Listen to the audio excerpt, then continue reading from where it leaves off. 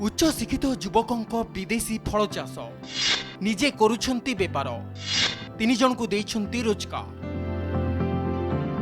2 एकर जमी रे आंब पिजुली जामुकोली आखु और कदली चाष करिछंती भोगराई महागव गाँव दिव्येन्दु सिंह। एमबीए पास करिबा परे पश्चिमबंग रे चाकरी करुथिले दिव्येन्दु। कृषि विभाग रे काम करुथबारु सेठारु विदेशी फल चाष विषय रे जानिबा को पाइथिले। कोलकातारू विभिन्न चारा मकाई ओडिशा माटी रे सफलतार सह चाष करुछंती।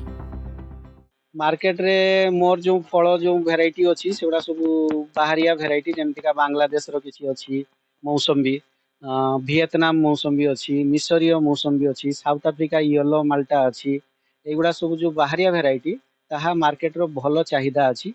मोर घरु आसिकी माने पाइकारी से माने घरु आसिकी नहीं जाती माने सब बाहरिया जिनस आम देखते पाऊ आमको भी बहुत खुशी लगे।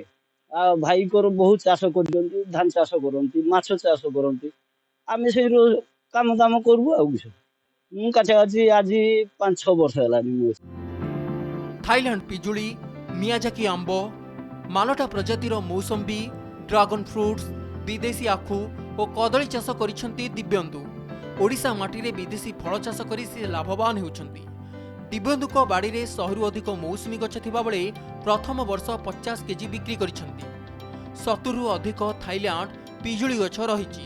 चलित वर्ष 10 क्विंटाल पिजुली अमल हेबो बोली आशा रहिछि। एटी काम करू जे पिजुली आपनकर आंब और संपेता मौसम्बी कुली ये भलिया विभिन्न रकम फल फलादी चाष होउछि सेगुडा को आमे देखभाल करूछु। बाड़ी रे आमे ता मूली रे खत दउ आ स्प्रे छिंचन करू पानी छिंचन करू एई सब काम करूछु। विदेशी फल चाष करी युवक जनक वार्षिक प्राय 5 लाख रु अधिक टंका रोजगार करुछंती जहा अन्य मानक पई प्रेरणा पाल्टिछि।